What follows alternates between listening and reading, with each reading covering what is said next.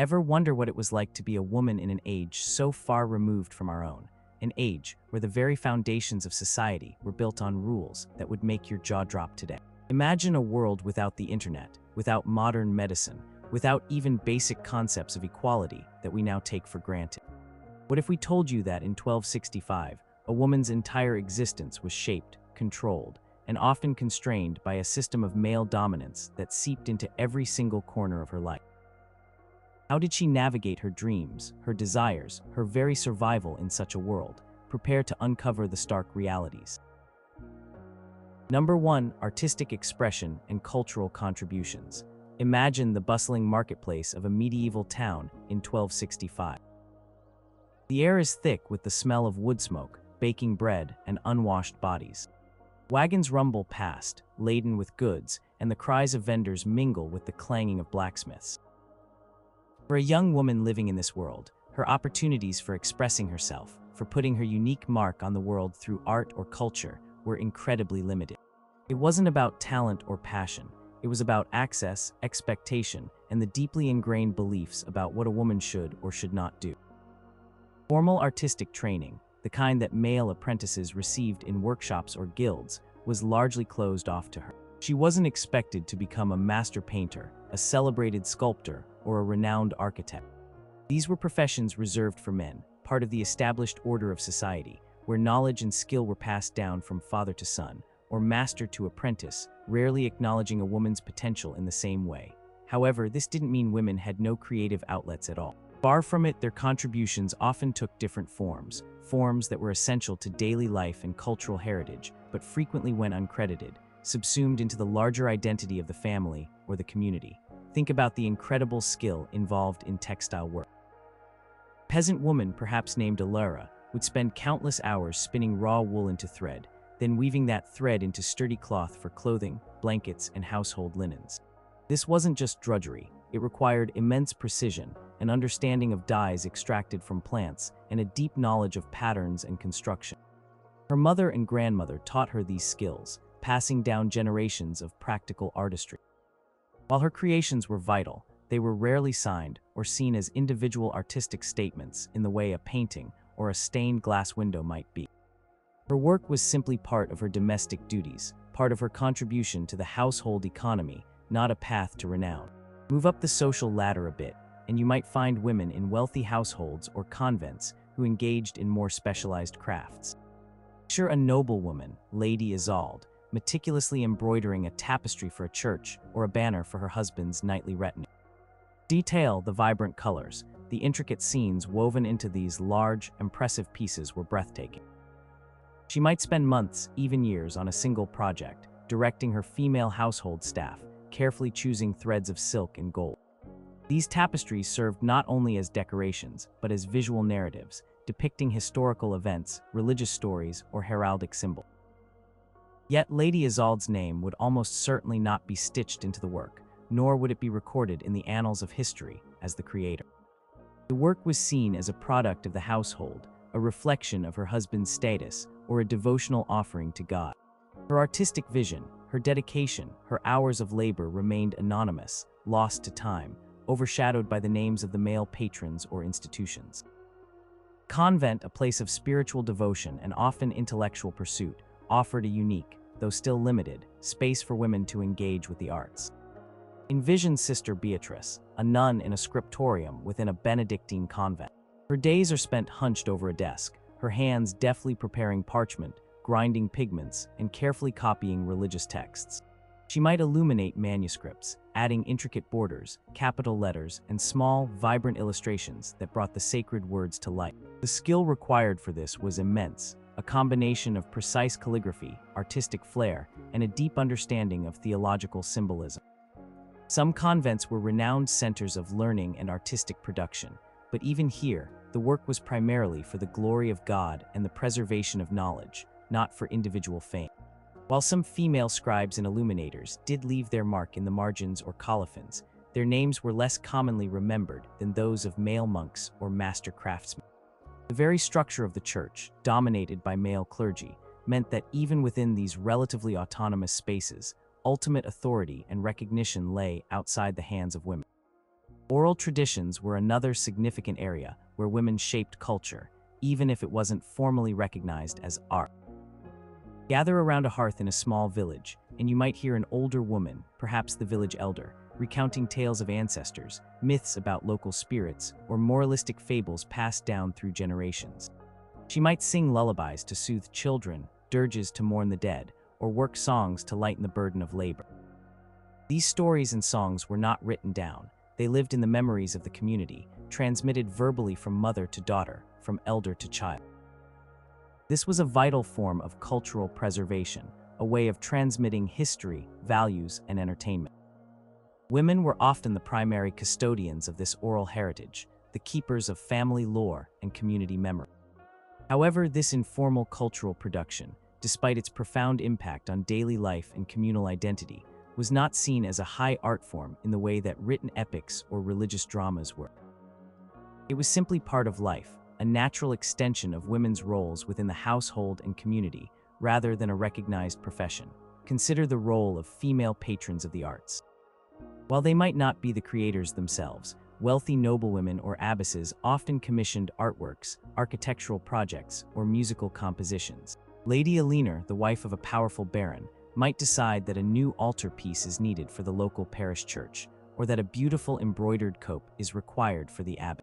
She would provide the funds, specify the theme, and oversee the project, becoming a vital link between the artists and the final creation. Her influence could shape the artistic landscape of her region, encouraging local talent and promoting certain styles or devotional practices. Yet her role as patron, though significant, was still a supportive one, enabling male artists to create, rather than being the artist herself. Ultimate credit in the public eye and historical records often went to the artist or the institution, not the woman who funded it. Even in literature, which was a nascent field for many in 1265, women's voices were largely absent from the formal, recognized canons. While some women, particularly those in convents, possessed literacy and might even compose religious texts or letters, their writings were often limited in distribution and scope. They rarely engaged with the philosophical treatises, legal commentaries, or epic poems that were the domain of educated men. The intellectual barriers were immense: lack of access to formal education, Latin fluency, and the extensive libraries necessary for scholarly work. A woman who dared to write on philosophical or theological matters might even be viewed with suspicion, stepping outside the bounds of her proper role. Potential genius, her unique perspective, might remain untapped or unrecorded, lost to the prevailing societal expectations that defined her very existence. So while women contributed immensely to the cultural vibrancy and practical arts of 1265, their avenues for recognized artistic expression were severely restricted, and their contributions were often overlooked, uncelebrated, or attributed to the male-dominated structures around them. Number 2, mobility and travel. Imagine for a moment you are a woman in 1265. The world beyond your immediate village or town is a vast, often dangerous, and mostly unknown place. Your ability to move freely, to explore, to simply journey from one place to another, was profoundly shaped by the patriarchal structures of the time. It wasn't just about personal desire, it was about safety, social expectation, and legal authority.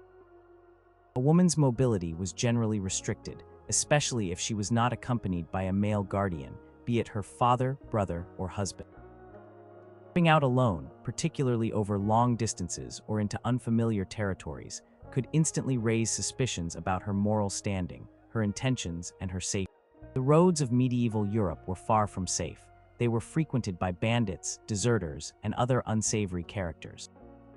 For a woman, these dangers were amplified, making independent travel a perilous undertaking that few would dare to attempt or were allowed to attempt. Consider the daily life of a peasant woman, perhaps named Agnes, living in a small village nestled beside a sprawling forest. Her world would primarily consist of her home, the village fields, the local church, and perhaps the nearby stream or well. Travel might involve walking to the mill to grind grain, or to the communal oven to bake bread, or to the woods to gather firewood. These were short, necessary journeys, always within the confines of her familiar community. If she needed to visit a neighboring village for a market day, or to see a sick relative, she would almost certainly travel with other villagers, perhaps her husband or a group of women and men. The idea of Agnes simply deciding to pick up and leave for a distant city, seeking a new life or adventure, was almost unthinkable. Her life was tied to the land, her labor essential to the household, and her movements circumscribed by the needs of her family and the watchful eyes of her community. Her identity was deeply rooted in her place and her relationships, leaving little room for independent wanderlust. For women of the merchant class in a burgeoning town, a slightly broader sphere of movement might exist. Think of Isabella, the wife of a successful cloth merchant. She might assist her husband in the marketplace, selling goods, or perhaps even travel with him on shorter journeys to nearby fairs or towns to acquire new stock or sell their wares. These journeys, however, were business-driven and almost always undertaken under the protective presence of her husband or a male associate. While she might gain exposure to different places and people, her travel was not for leisure or personal exploration, but an extension of the family enterprise, operating within the permissible boundaries set by societal norms and the need for security. Her role was still supportive, her mobility a means to an end for the family business, not an expression of individual freedom. Marriage itself was often the most significant form of travel a woman would experience in her lifetime. A noblewoman, for example, Lady Catherine, might be contracted to marry a lord from a distant region, perhaps hundreds of miles away. This journey, often undertaken with a large escort of servants and knights, would be her grand voyage. It represented a complete severance from her childhood home, her family, and her familiar surroundings. She would arrive in a new court, a new household, with entirely new customs and expectations. While this was a momentous journey, it was not one of her choosing. It was arranged by her father or guardian, a strategic move for land, power, or alliances. Her mobility in this instance was dictated by patriarchal power, a forced relocation rather than a chosen exploration. Once at her new home, her movements would again become largely restricted to the confines of her husband's estate or castle, her outings regulated by social protocol and the need for a retinue. One of the few legitimate and widely accepted reasons for a woman to undertake significant travel was pilgrimage. Envision a leaner, a deeply pious woman, embarking on a long journey to a revered shrine, perhaps Canterbury Cathedral in England or Santiago de Compostela in Spain. These pilgrimages were arduous, dangerous undertakings, often involving weeks or months of walking, facing harsh weather, illness, and the ever-present threat of bandits. However, the spiritual merit associated with such journeys provided a powerful justification for women to venture far from home. Even then, women often traveled in groups, usually with male family members or with organized bands of pilgrims, for safety and propriety. While pilgrimage offered a unique opportunity for women to experience the world beyond their immediate locality, it was still sanctioned and framed within the confines of religious devotion, a purpose deemed acceptable and honorable by the patriarchal society. The legal and social frameworks reinforced these limitations. A woman's public presence, particularly if she was alone and without a clear, sanctioned purpose, could be viewed with suspicion. Vagrancy laws often targeted women more harshly than men, assuming that a woman without male protection or a fixed abode was of questionable character. There were no public accommodations or inns designed for solo female travelers, and seeking lodging alone could invite danger or accusations of immorality. Even basic acts, like appearing in a legal court, required a woman to have her husband or male guardian represent her, further restricting her independent movement in the public sphere. In essence, a woman's physical sphere was heavily controlled by her gender and her marital status. Before marriage, she was under her father's authority, after, under her husband's. Her mobility was rarely about personal freedom or the desire for discovery. It was dictated by necessity, family obligations, religious devotion, or the will of the men who held sway over her life. The world was indeed vast in 1265, but for most women, their personal map was drawn with very tightly constrained borders, enforced by deeply rooted societal norms and the pervasive dominance of patriarchal power that dictated her every step. Number 3. Political influence in public sphere. Imagine the grand halls of power in 1265, the king's court, the feudal assemblies, the town councils, the ecclesiastical synods. Who is speaking? Who is making the decisions? Who holds the power? The answer, overwhelmingly, is men. For a woman in 1265, formal political influence was virtually non-existent. She could not vote, for the concept of universal suffrage was centuries away, and even limited male suffrage was tied to land ownership or specific social status. She could not hold public office, serve as a judge, or sit on a jury. Public sphere, the arena of legal, political, and civic life, was a male domain, meticulously guarded and codified by laws and customs that ensured women's exclusion. Her voice, if heard at all in these powerful circles, was almost always through the conduit of a man. Consider the composition of a typical feudal court in 1265. Knights, barons, and their male vassals would gather to discuss land disputes, military campaigns, and allegiances to the crown. A woman, even a high-ranking noblewoman, would not be seated among them. Presence might be tolerated as an observer, perhaps, but certainly not as a participant in the deliberations.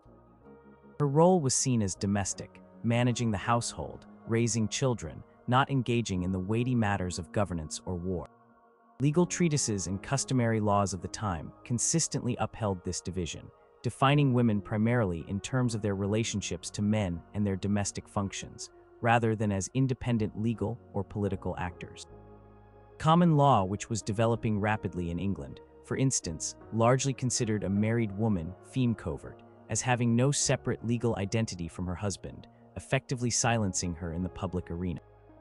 Even a powerful queen, such as Eleanor of Provence, queen consort of Henry III of England, experienced this profound limitation. While she certainly wielded influence behind the scenes, advising her husband, advocating for her children, and navigating courtly intrigues, her power was almost always derivative, flowing from her relationship to the king. She did not rule in her own right, nor could she issue laws or decrees independently. Her authority, though sometimes considerable, was always subject to her husband's will and the patriarchal expectations of the realm.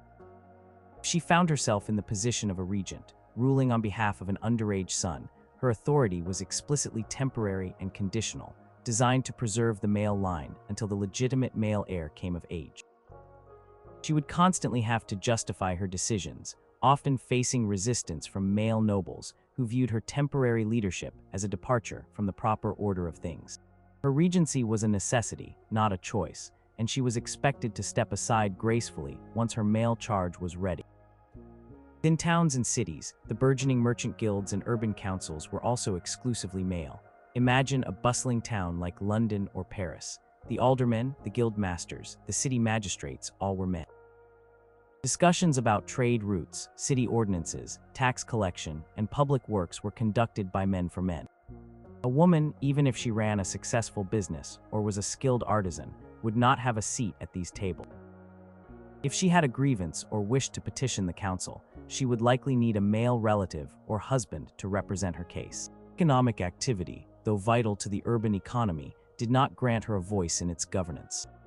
Contributions were acknowledged indirectly, if at all, through the prosperity of her male-headed household, not as an independent economic or political force. Even the church, an institution that touched every aspect of medieval life, mirrored this exclusion. Women could not be priests, bishops, or cardinals. They were denied ordination and any formal role in the ecclesiastical hierarchy that held significant political power. While abbesses of powerful convents could exert considerable influence over their lands and communities, interacting with kings and nobles on behalf of their institutions, their authority was confined to the spiritual realm and their convents, and they were still ultimately subject to the authority of male bishops and the pope.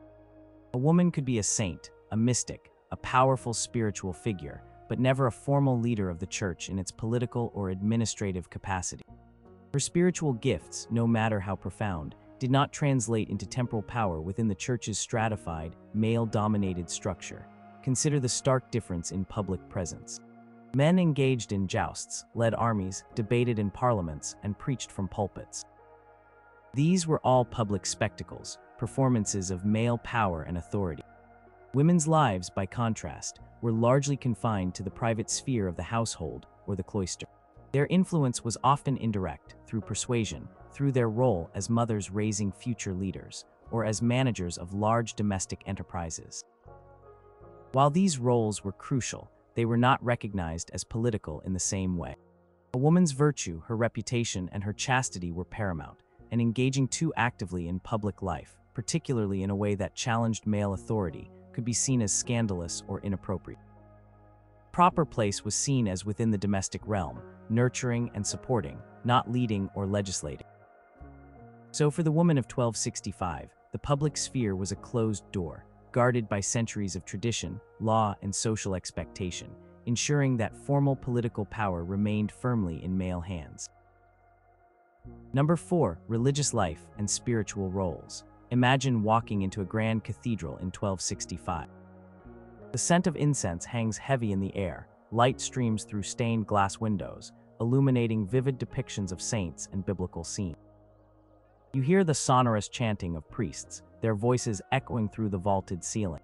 For a woman in this deeply religious age, her spiritual life was central to her existence, shaping her worldview, her morality, and her hopes for the afterlife.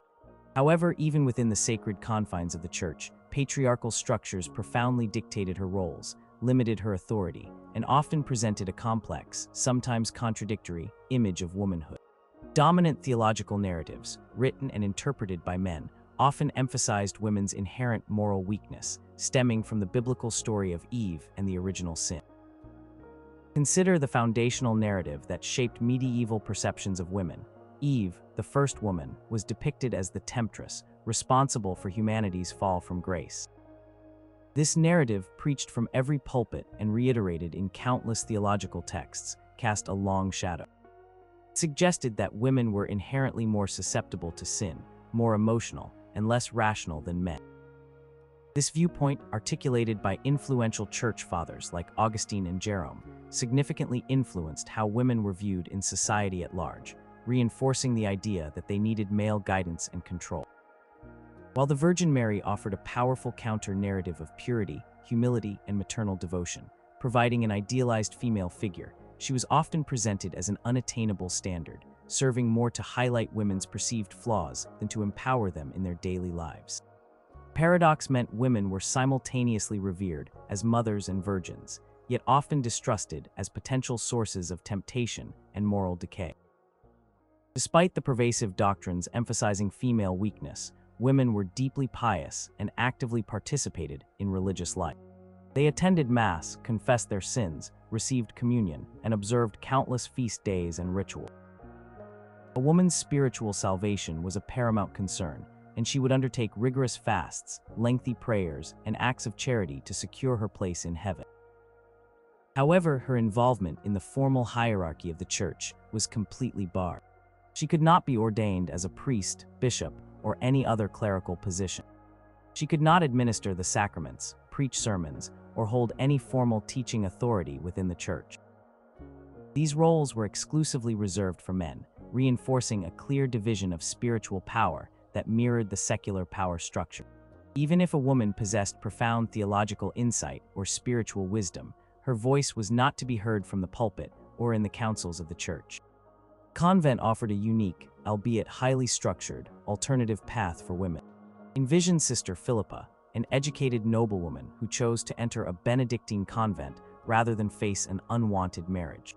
Within the walls of the cloister, she could find a measure of autonomy and intellectual engagement, often denied to women in the secular world. Convents were centers of prayer, learning, and sometimes artistic production. Nuns copied manuscripts, studied religious texts, managed convent lands, and engaged in spiritual contemplation.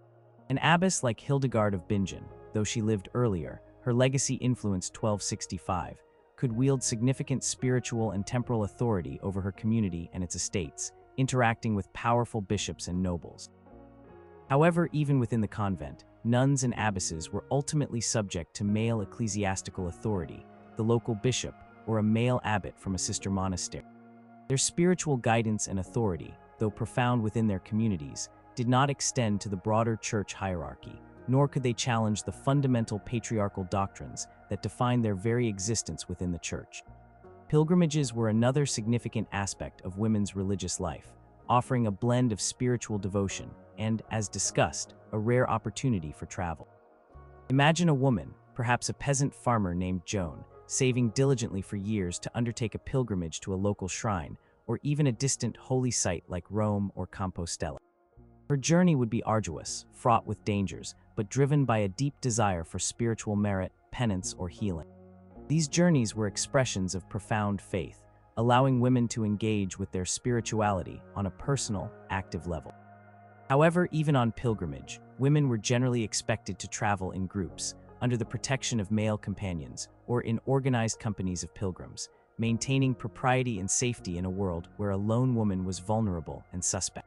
Mysticism and visionary experiences provided a path for some women to gain spiritual authority, though it was often a precarious one. Imagine a woman who claimed to receive visions from God or to communicate directly with saints. Such women, like figures such as Mechthild of Magdeburg, though her peak was slightly later, the phenomenon was present, could attract followers and gain a certain level of respect for their perceived closeness to the divine. Their experiences offered a direct, unmediated connection to God, bypassing the traditional male-dominated church hierarchy. However, this path was fraught with danger.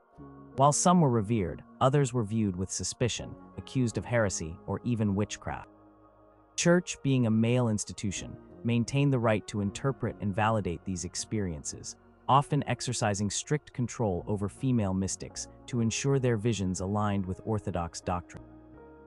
A woman's spiritual power, if not channeled through or sanctioned by the male hierarchy, could be perceived as a threat.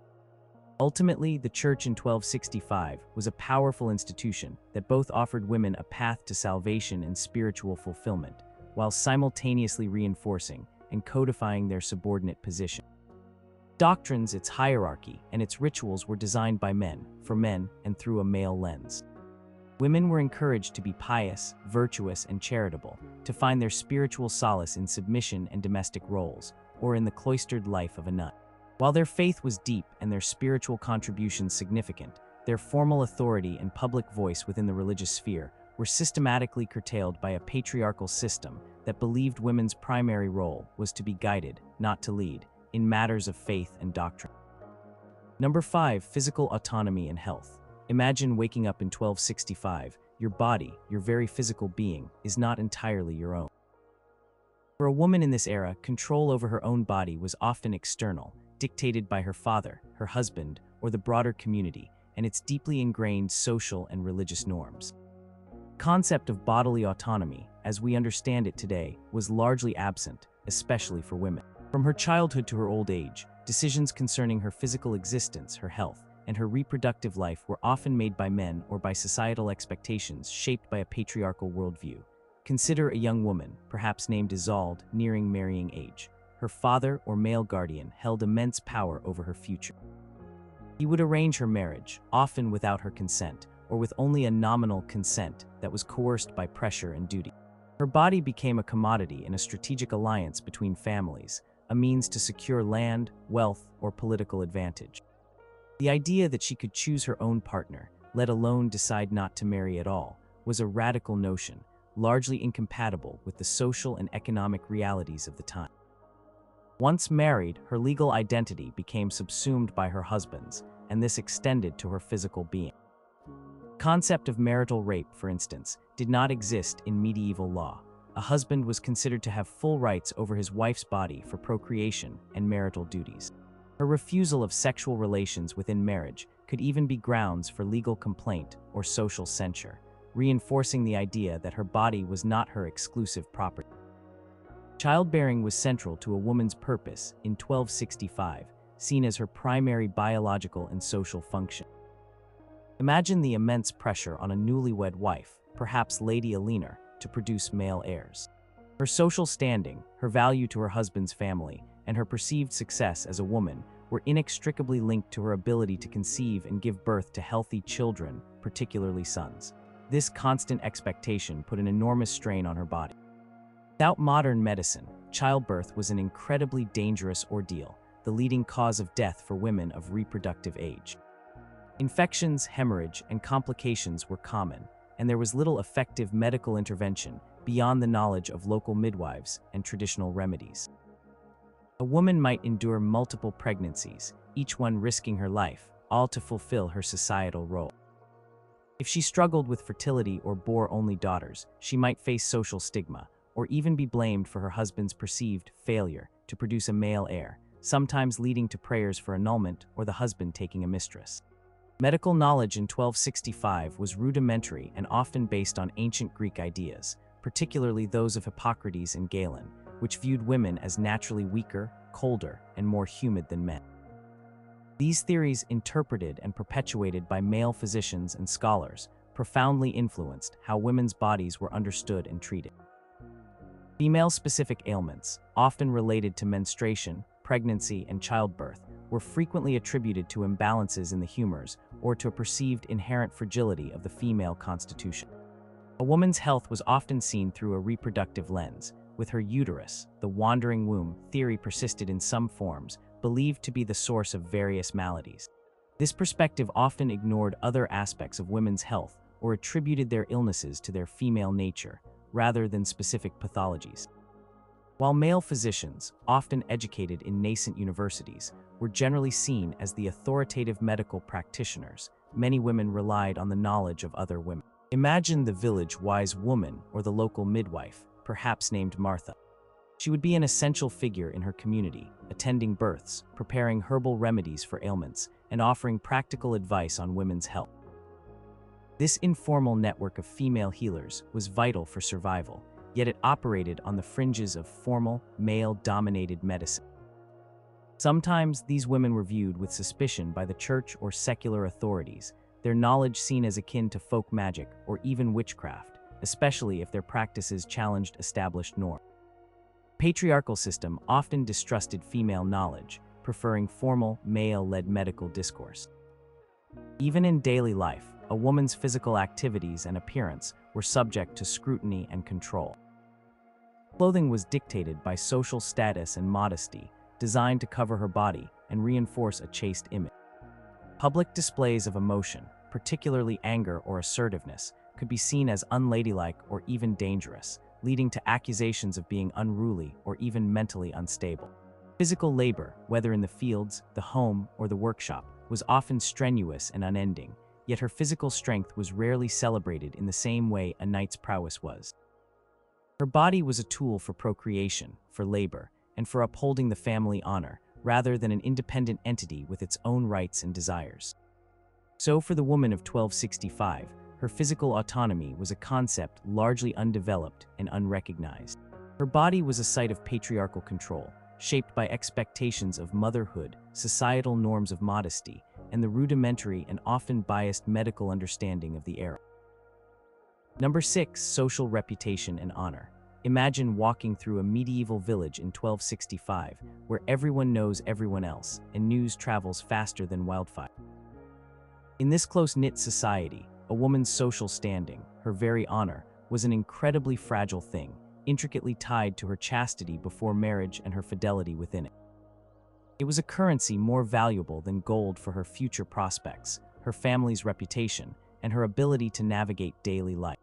Patriarchal norms of the time dictated that a woman's honor was largely defined by her sexual purity, a standard that was not applied with equal rigor to men. Gossip, rumors, and accusations, whether true or false, could shatter a woman's reputation overnight, leading to social ostracization, a ruined marriage, or even legal repercussions. Consider the life of a young, unmarried woman, perhaps named Johanna. Her value in the marriage market, her desirability as a wife, was inextricably linked to her untouched virginity. A woman who lost her virginity before marriage, especially outside of a formal betrothal, was considered spoiled or dishonored. This wasn't just a moral failing, it was a devastating blow to her family's standing and could significantly diminish her chances of making a good match or even any match at all. Her family, particularly her father or brothers, held a vested interest in protecting her honor, as it directly reflected on their own. They were the guardians of her purity, and any transgression on her part brought shame upon them all. This societal expectation placed immense pressure on young women, creating an environment where their every interaction and movement was scrutinized for any hint of impropriety. Once married, a woman's honor transitioned to being defined by her absolute fidelity to her husband. Imagine Lady Agnes, the wife of a respected knight. Her primary duty was to produce legitimate heirs for her husband, ensuring the continuation of his lineage and the inheritance of his lands. Any suspicion of adultery on her part was a catastrophic blow to her husband's honor, casting doubt on the legitimacy of his children and the purity of his bloodline. Consequences for a woman accused of adultery were severe and often public. She could face public shaming, physical punishment, and even legal separation from her husband, losing her children and her dower rights, leaving her destitute. While men certainly engaged in extramarital affairs, the societal consequences for them were rarely as harsh or as reputation destroying. Double standard was stark. A woman's sexual purity was paramount, while a man's transgressions were often overlooked or considered a minor vice. Gossip and slander were powerful weapons in this reputation-driven society. Imagine the whispers that could circulate in a small community. A woman seen talking too long with a man not her husband, a woman who dressed too brightly, or one who was too outspoken, could quickly become the subject of damaging rumors. These rumors, even if unsubstantiated, could destroy her social standing and make her an outcast. There were few avenues for a woman to defend herself against such accusations, as her word often carried less weight than that of a man, and the court of public opinion was merciless. Her social value was largely derived from her male relations, her father's good name, her husband's status, her son's future prospects. To be a woman without a male protector or a good reputation was to be perilously vulnerable in 1265. Even something as seemingly innocuous as a woman's assertiveness or public speaking could be viewed with suspicion. Imagine a woman, perhaps a skilled craftswoman, who dared to speak up in a public setting to advocate for her business or dispute a transaction. While her male counterparts might be praised for their assertiveness, she risked being labeled as unruly, shrill, or improper. Her intelligence or capability might be acknowledged privately, but public displays of such traits, especially if they challenged male authority, were often seen as a transgression against her expected role of quiet submission. The social order of 1265 was deeply hierarchical, with men at the top, and women who deviated too far from their prescribed place risked social censure and the loss of their fragile honor. In essence, a woman's social reputation in 1265 was a delicate tapestry, easily unraveled by a single thread of suspicion or a misplaced word. Honor was a precious commodity, but one that was primarily defined and policed by patriarchal standards, focusing overwhelmingly on her sexual purity and her adherence to submissive domestic roles. This constant scrutiny and the severe consequences of perceived dishonor meant that women lived under immense pressure to conform, to be perpetually vigilant about their behavior, lest they lose the one thing that truly mattered for their place in society: their unimpeachable reputation, a reputation that was not their own to define, but one that was determined by the men and the societal expectations of their time. Number 7, education and intellectual life. Imagine you are a bright, curious young girl in 1265, eager to learn, to read the stories in books, to understand the world around you. What would your prospects be? Answer for the vast majority of women was stark. Formal education, especially beyond the most rudimentary skills, was largely inaccessible. Patriarchal society of 1265 fundamentally believed that intellectual pursuits were the domain of men, necessary for their roles as clergy, lawyers, administrators, and scholars. For women, education was either considered unnecessary, even potentially dangerous, or strictly limited to skills deemed appropriate for their domestic or spiritual role. This wasn't about a lack of intelligence. It was about systemic exclusion and the deeply ingrained belief that a woman's brain was simply not meant for high learning. Consider the typical upbringing of a peasant girl, perhaps named Aveline. Her education would come almost entirely from her mother and other female relatives. She would learn the practical skills essential for survival: how to spin and weave, how to cook and preserve food, how to care for children, how to tend a garden, and how to milk a cow. She would learn about herbs for healing and remedies for common ailments. This knowledge, passed down orally and through direct experience, was crucial for her future role as a wife and mother in an agricultural household. It was a demanding, hands-on education, but it did not involve reading, writing, or any abstract academic learning. Her days were filled with labor, leaving little time or opportunity for intellectual pursuits beyond what was necessary for her daily chores. The concept of formal schooling for girls of her class simply did not exist. For noble girls, the situation was slightly different, though still limited. Imagine Lady Philippa growing up in a lord's castle. She might learn to read and write, primarily in her vernacular language, English or French, taught by a chaplain or a hired tutor. Her reading material would likely consist of religious texts, such as a psalter or a book of hours, and perhaps some devotional stories or chivalric romances. She would also be instructed in household management, embroidery, music, and perhaps some basic Latin, essential for religious observances. However, her education would not extend to the rigorous study of classical texts, philosophy, law, medicine, or theology. These were the subjects taught at the burgeoning universities, institutions that were exclusively male. Women were simply not admitted, for it was believed that their minds were not suited for such complex reasoning, and that their proper place was not in the public intellectual sphere. Focus for noblewomen was on cultivating virtues, managing a household, and raising heirs, not on scholarly achievement or independent thought. The convent offered the most significant, though still constrained, avenue for women to engage with intellectual life. Envision Sister Scholastica, a nun who entered a convent at a young age. Within the cloister, she might have access to books, learn Latin, and participate in the copying and illumination of manuscripts. Some convents maintained impressive libraries and provided an environment where women could engage in scholarly and artistic endeavors that would be impossible in the secular world. Nuns could become skilled scribes, copyists, and even authors of religious treatises or correspondence. They might study the Bible, the writings of the Church Fathers, and other spiritual works. However, even here, their intellectual pursuits were primarily focused on religious devotion and the preservation of knowledge for the Church. They were not engaged in the independent philosophical speculation or the development of new legal theories that characterized male scholarship. Their intellectual lives, though richer than those of most women, were still framed and limited by the monastic rule and the oversight of male ecclesiastical authorities, ensuring their learning did not challenge the prevailing patriarchal order. The very idea of a woman engaging in public intellectual debate or teaching was almost unheard of and would have been considered highly inappropriate. The intellectual authorities of the time, the scholars, the theologians, the jurists, were all men. They were the ones who wrote the books, delivered the lectures, and shaped the intellectual discourse. A woman who dared to challenge these norms, even if intellectually gifted, would face immense scrutiny and potentially condemnation. Her intelligence, if not channeled into acceptable forms like piety or household management, could be seen as a dangerous deviation, an unnatural curiosity that threatened the established order.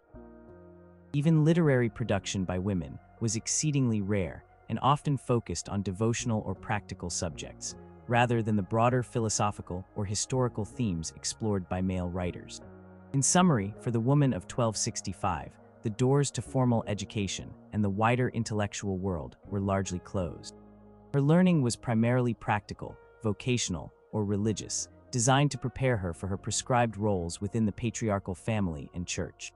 While some noblewomen and nuns found limited opportunities for literacy and scholarly engagement, the universities, the legal professions, and the highest reaches of theological and philosophical inquiry remained exclusively male bastions. Prevailing societal belief was that a woman's intellect was best suited for domesticity and spiritual devotion, not for independent thought or public scholarship, thereby severely curtailing her access to the vast intellectual landscape of her time. Number 8. Economic roles and labor. Imagine the daily grind of life in 1265. Everyone, from the highest noble to the lowest serf, was engaged in some form of labor necessary for survival and prosperity. For women, their economic contributions were absolutely indispensable, forming the very backbone of households and communities. Yet these contributions were often undervalued, formally unacknowledged, and their economic independence was severely curtailed by patriarchal structures that defined their labor as secondary or subservient to that of men. While women worked tirelessly, often performing the same tasks as men, their access to property, wages, and formal economic power was profoundly limited. Consider the life of a peasant woman, perhaps named Miriam, living on a rural manor. Her day began before dawn and ended long after dusk.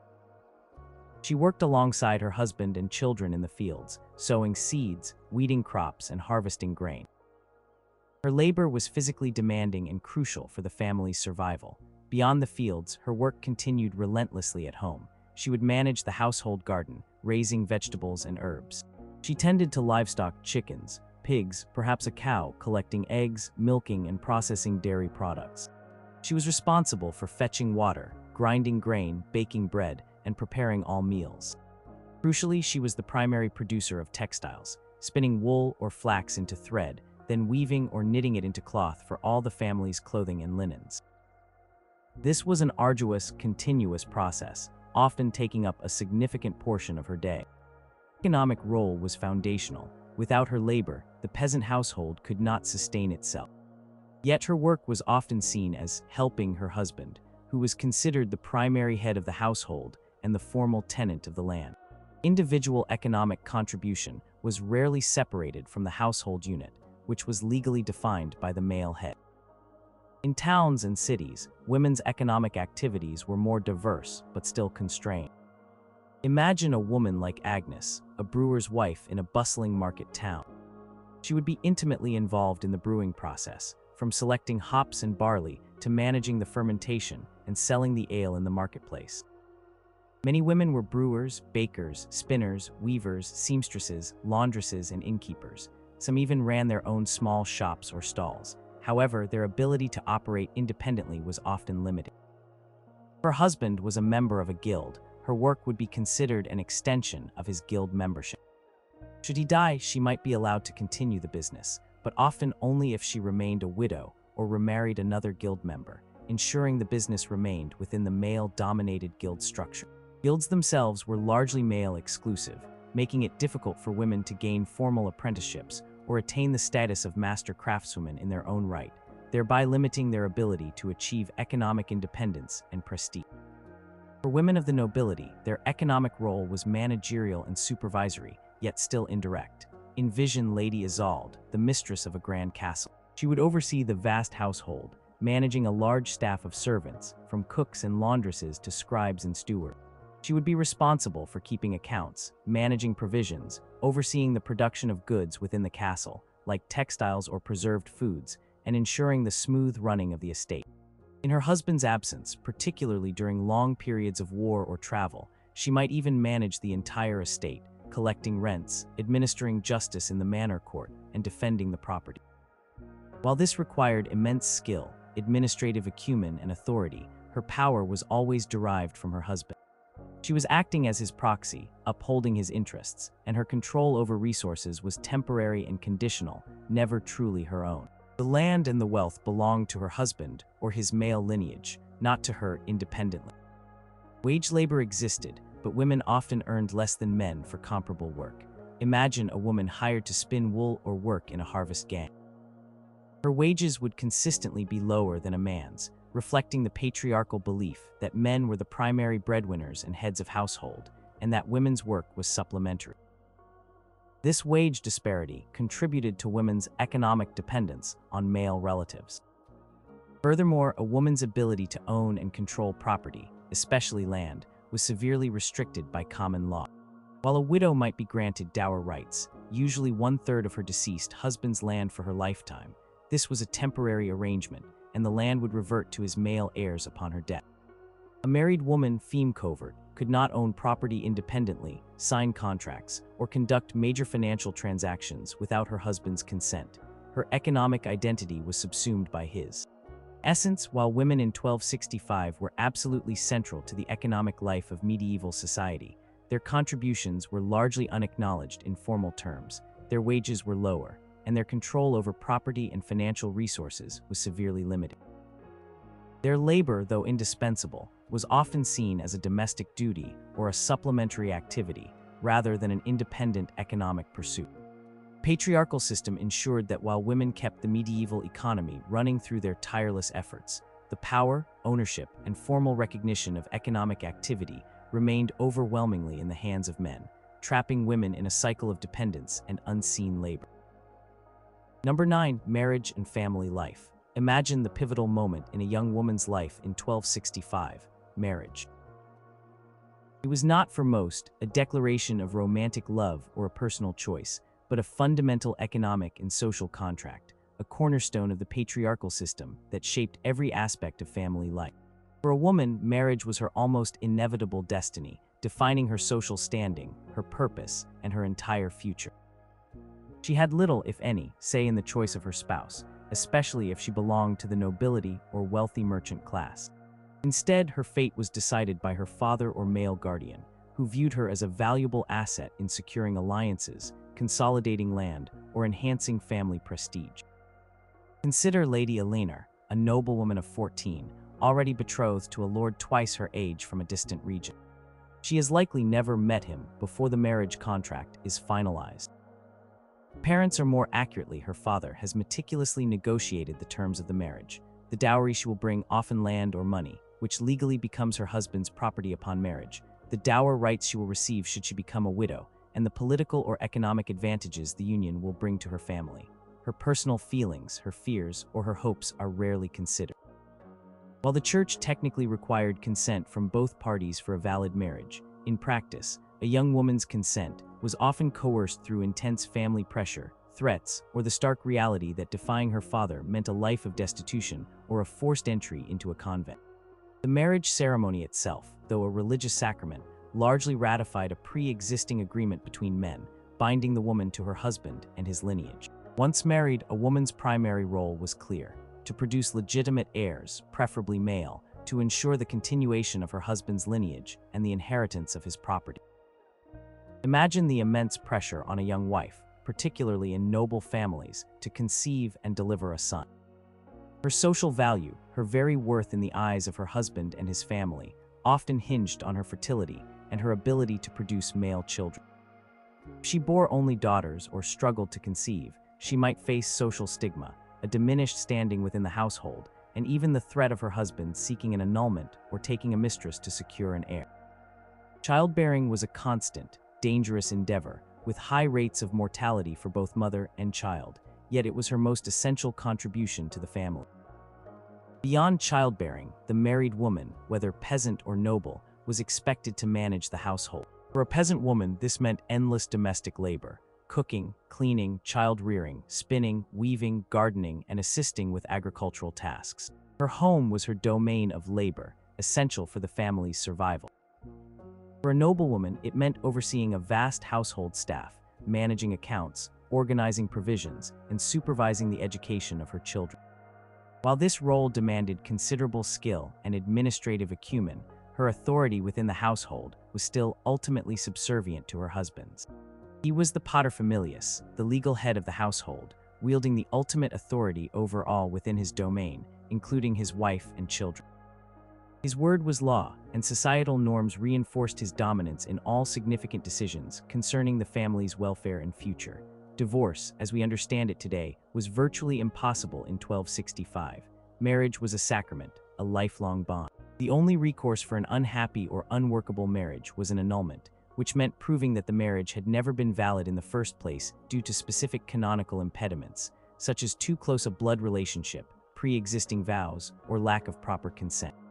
These were difficult and expensive to prove, and were almost always initiated by men, often to escape a barren wife or to pursue a more advantageous match. A woman seeking to leave her husband faced insurmountable legal and social hurdles, usually ending in destitution or the convent. She was legally and economically tied to her husband, with very few avenues for escape. Even a woman's children were not legally her own in the same way they were her husband's. The concept of patria potestas, the father's absolute authority over his children, was deeply ingrained. He had the right to arrange their marriages, control their inheritances, and dictate their futures. While a mother played a crucial role in nurturing and raising her children, her legal power over them was secondary to her husband's. In the event of his death, she might become guardian of her minor children, but her authority was still largely limited to preserving the inheritance for her male heirs, and she was often pressured to remarry quickly to secure male protection for the family. In essence, marriage in 1265 was the primary institution through which patriarchal power was exerted over a woman's life. It dictated her entry into adulthood, her purpose, her social standing, and her legal identity.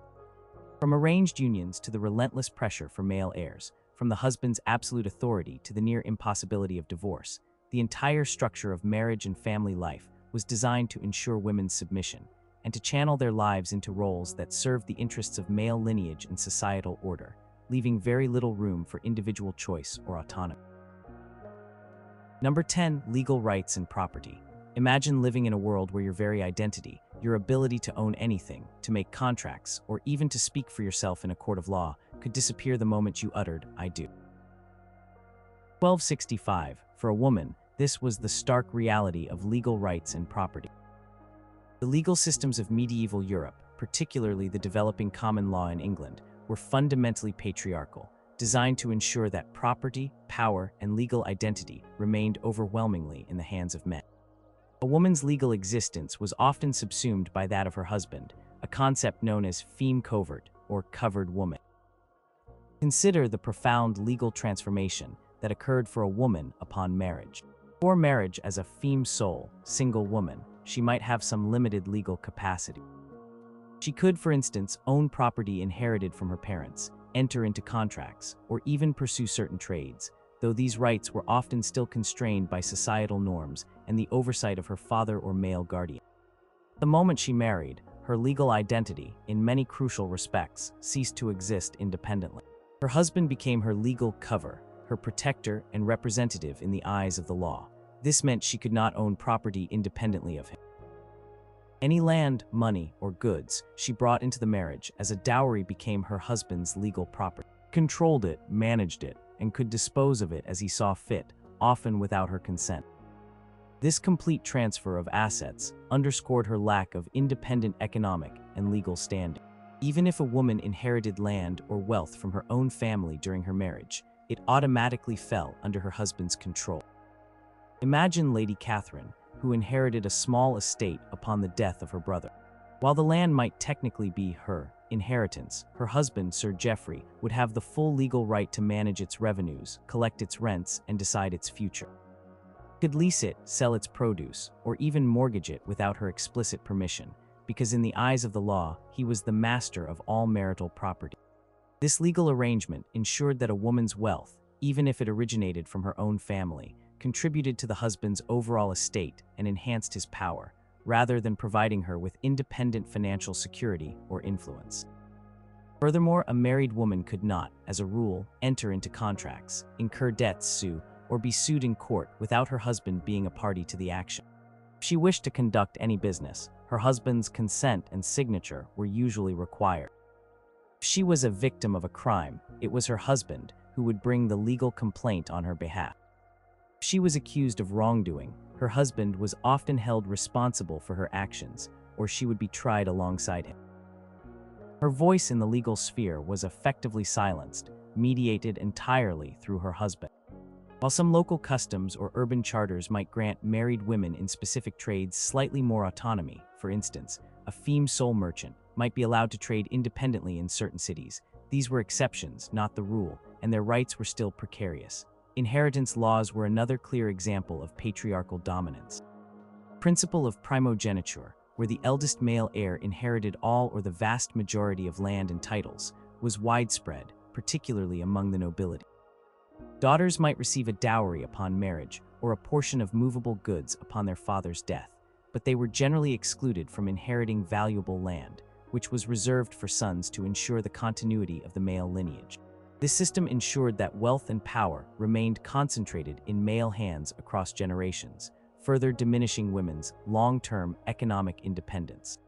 The only time a woman might regain some semblance of legal and economic independence was upon the death of her husband, becoming a feme sole once more. As a widow, she was typically entitled to her dower rights, usually 1/3 of her deceased husband's lands and property for the duration of her lifetime. This provided her with an income and a place to live, offering a degree of security and often significant power, as she could manage her dower lands, engage in legal disputes, and raise her minor children. Imagine a widow, Lady Margaret, skillfully managing her dower lands, asserting her rights in court, and even arranging her children's marriages. However, even this period of autonomy was often conditional. Widows were frequently pressured to remarry, particularly if they were young and had valuable dower lands, to bring those lands and their administrative capabilities back under male control. Independence as a widow was a temporary reprieve, often seen as an anomaly rather than a natural state, always subject to the prevailing societal expectation that a woman should be under the protection and governance of a man. So for the woman of 1265, her legal rights and her relationship to property were overwhelmingly defined by her marital status and the pervasive male-dominated legal system. While she was an essential part of the economic and social fabric of her time, her individual legal identity was systematically dissolved upon marriage. Her property became her husband's, and her voice in the courts was silenced, all reinforcing a societal structure where power and ownership resided almost exclusively in the hands of men.